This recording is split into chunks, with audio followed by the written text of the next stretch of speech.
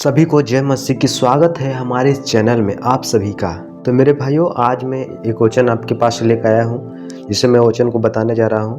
तो जैसे कि आप पहला तीमुथियुस की पुस्तक और 4 अध्याय वचन नंबर जब आप 10 में पढ़ेंगे, 10 से लेकर 16 वचन तक, तो परमेश्वर हमें यहाँ क्या बताते हैं। उद्धार की जो बातें हैं, जो एक परमेश्वर के दासों को होना चाहिए उसके हिसाब से, तो बाइबल का वचन हमें क्या बताता है जैसे हम देखते हैं। तो आइए हम वचन को और चलते हैं। जैसे लिखा है पहला तीमुथियुस 4 अध्याय वचन नंबर 10 में, 10 से लेकर हम 16 वचन तक सारी बात को आपको इंसुलेट करके और सारी आपको समझ के अनुसार हम बताऊंगा, ताकि आप लोग जितने लोग इस वीडियो को देख रहे होंगे, ताकि सभी लोग अच्छे रीति से समझ सकते हैं। तो जैसे लिखा है, क्योंकि हम परिश्रम और यत्न इसलिए करते हैं कि हमारी आशा उस जीवते परमेश्वर पर हो, जो सब मनुष्यों का और नीच करके विश्वासियों का उद्धार करता है।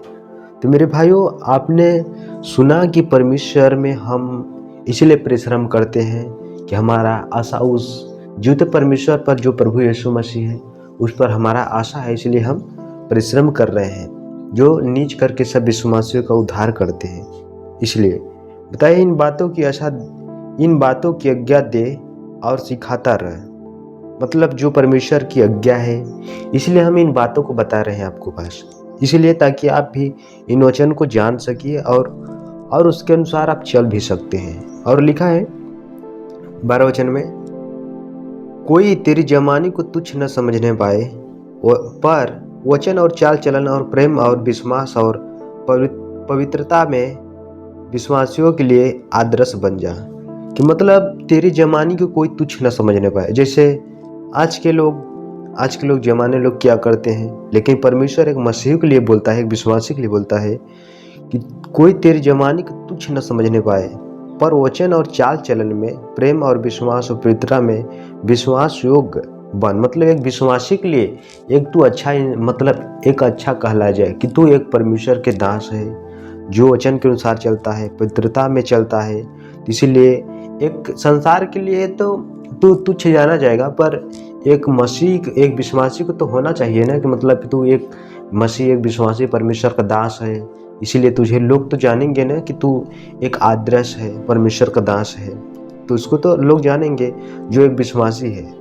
अविश्वासी लोग तो कुछ भी नहीं जानेंगे, लेकिन हो गया आपके चाल चलन के साथ तो कुछ भी तो समझेंगे। और लिखा है 13 वचन में कि जब तक मैं ना आऊं तब तक पढ़ने और उपदेश देने और सिखाने में लवलीन रहे।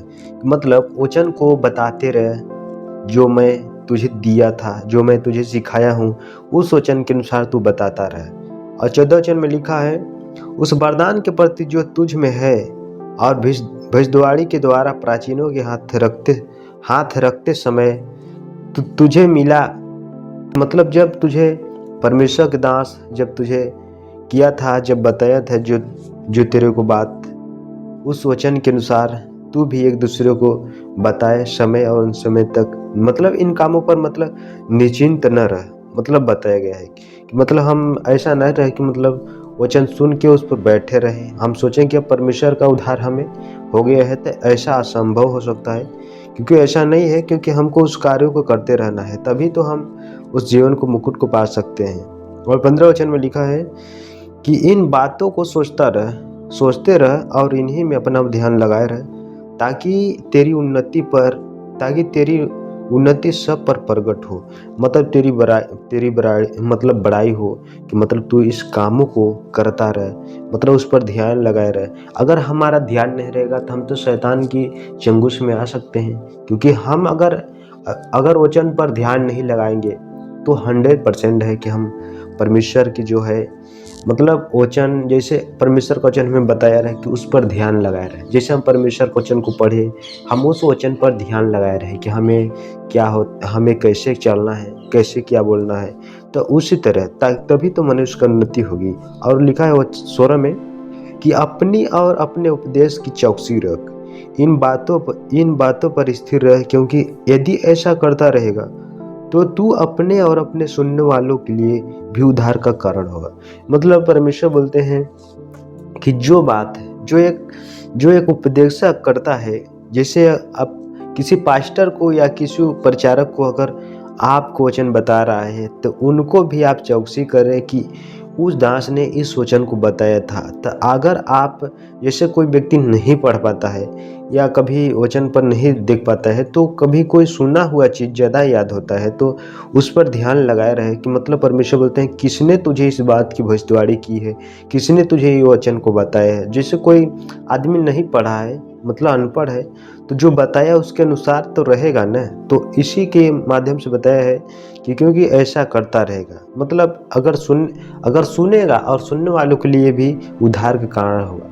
तो मेरे भाइयों, आपने सही समझा कि परमेश्वर जो बताते हैं, अगर हम किसी दास का वचन सुनते हैं, समझते हैं और उनके साथ कुछ चलते भी हैं, क्योंकि वो परमेश्वर दास है तो झूठा नहीं बोल सकता है। क्योंकि हर एक संसार का झूठे पाखंडी लोग झूठ बोल सकते हैं, लेकिन हमारे मसीह में के ऐसा झूठ नहीं बोलते हैं। जो भी वचन लिखा रहता है वही बोलते हैं, क्योंकि अगर झूठ बताएंगे तो परमेश्वर उनको उनके कामों के अनुसार उनको फल भुगताता है। तो इसीलिए मेरे प्रियो, आज के मेरा टॉपिक यहीं तक रहा। तब तक आप सभी को मैं बताना चाहता हूं कि अगर आप इन वचनों को अगर आप समझे होंगे तो एक दूसरे के पास, अपने मसीह विश्वासियों के पास शेयर कर देना। अगर चैनल पर नए होंगे तो चैनल को सब्सक्राइब कर लेना, ताकि हम ऐसे लेटेस्ट वीडियो आपको पास देते रहें। तब तक सभी को गॉड ब्लेस यू। आपको मिलूंगा नेक्स्ट वीडियो में।